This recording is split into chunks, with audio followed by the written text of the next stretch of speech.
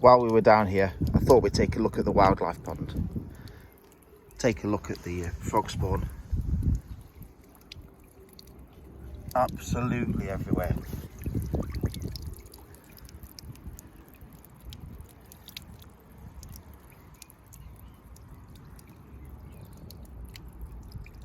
Absolutely beautiful spring morning. On the last video I was fighting against the elements. It was really windy. It's just still a bit windy now, but nowhere near how it was the other day. And also it was getting dark. I didn't get a chance to have a real good look and show you around the polytunnel. So we'll do that now. So in here, these are the lettuces, which really do make you want the spring and the summer to come quickly. Bring on those salads. Just making use of beds over the winter. I put some onion sets in here.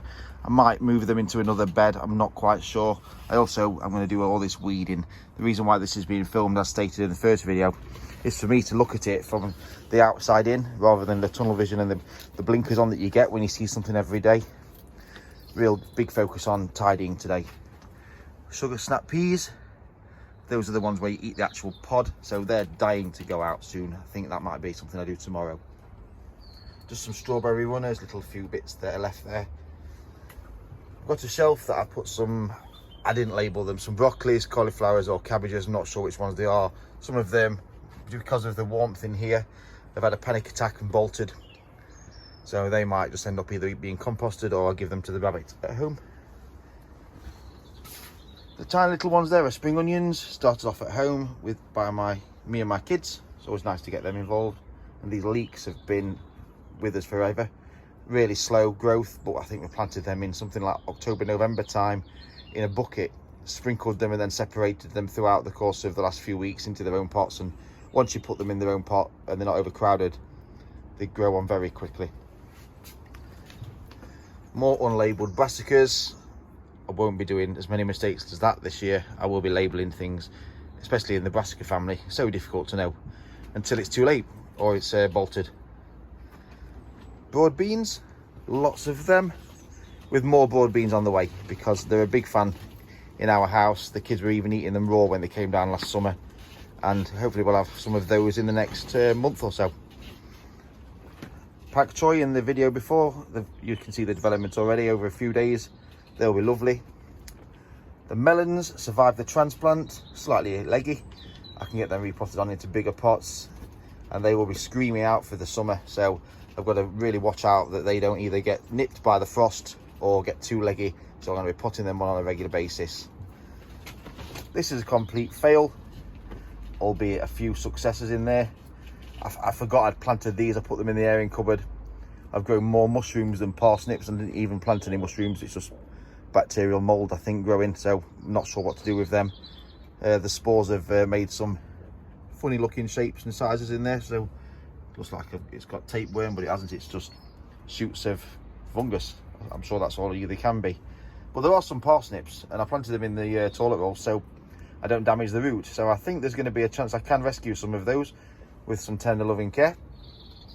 Those are the pickled onions. Well, they're not actually pickled onions because they're just an onion for starters, but silver skin or something like that, the tiny little ones. If they all are successful, we've got some medium jar of pickled onion, but that's not going to really rock any boats, is it? Broad beans. Those broad beans there have had a clear nip from either damp or frost, but these haven't. But they were in a different place, these ones, so that'll be the reason why they think they had a plastic lid on. The plastic lid must have caught the chill. I know what they are. They're Swedes, so they'll be lovely when they bulb up. And over here, some things that we brought in from the house. They can now start hardening off in here before going out. Spring onions, looking fabulous, interplanted with their own inner cells, so we'll have lots of spring onions and grouped. Same as those, some more developed spring onions. More sugar snap peas, screaming to go into their own foundation. And the gutter of peas that we saw in the last video. Every day we see more development, and there's some tendrils on them now, so they want to start climbing. Down here, a giant Savoy cabbage, which I'm looking forward to looking after. Keep good care of that, and we'll be able to start eating the leaves soon, I think. And a Swede there. Right, I want to get on with some jobs. The plan is to get this tidied, get it weeded, get it organised, and I'll come back to you when it's done. almost forgot, the spare onion sets, they're just taking up room now in here. No need for these to be in here whatsoever. They're looking fabulous. These were a different variety to the ones I've already put in, and I think I learned a better lesson on these. I didn't cover the bulb, I just planted them with a bit poking out. They've loved every second of their life up there, so they're going to be going into the ground this weekend. Strawberries, there was a mistake on the B&Q till. I got these very, very cheap. It should have been £6 and I got them for £3. The lady at the till, she couldn't be bothered to get it amended because it was 1 minute before they closed, so I benefited from that. I don't know what that is. I just didn't want to throw it away. It looks like it could be courgette, could be a pumpkin. I don't know what it is. Could even be a cucumber, but we'll see as it develops. And again, I'm glad I cashed in on the B&Q strawberry mistake. Beetroots there, looking absolutely fantastic. Look at the health in them. They're going to be planted out when they get a bit stronger. When I say I've got too many brassicas, I meant it. Look at the quantities there. I've really got to do something with those. Might be giving them away to friends and family.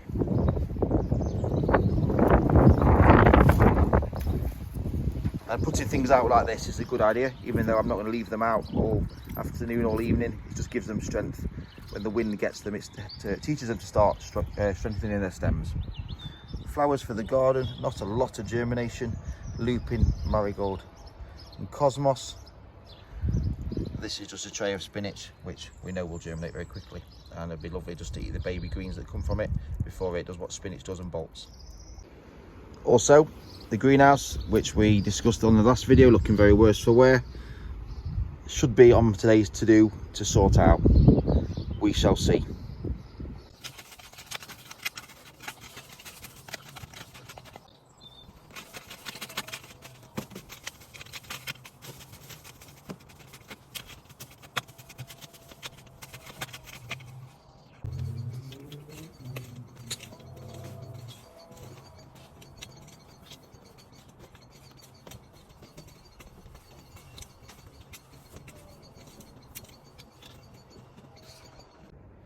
Right then, so progress made. That area's been weeded. The sugar snaps have been given some more daylight. They're loving that. Spring onions having a bottom water look. Always better to water for the bottom if you can. The onion sets ready to go into the ground tomorrow. Parsnips, not sure what I'm doing with them, but he's still alive, so I'll hold on hope. Bit of it organised and everything's out of water on here. Got some shelving in place there for some of the crops. A good weeding done down here. And everything looking good and healthy. Just in need of a splash of water. And that'll be a lettuce for this evening's dinner. Wow, what a beautiful day. I've got some strawberry plants to put in the ground. I'll show you how I get on. You can never have too many strawberries. We're going to have a bumper crop this year. Do you remember the greenhouse the wife said was looking worse for wear? Now then, feast your eyes on that.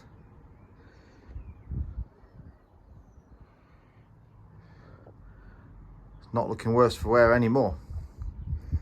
It's looking positively ready for spring.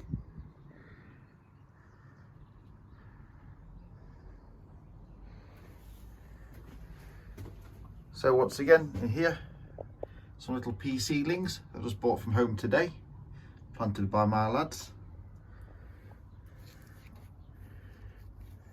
Spinach, growing these for baby spinach. A day's worth of work there to prick them out, possibly tomorrow before they get too leggy. The flowers for the garden, cosmos, marigold, lupin. The gutter of peas will be going into the ground this weekend, and then a mixed tray of salads looking fantastic. And last but not least, in here we've got the beetroot.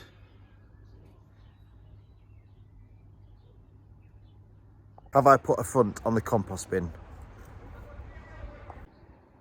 Nope. Thank you for watching Benji's Allotment. See you next time.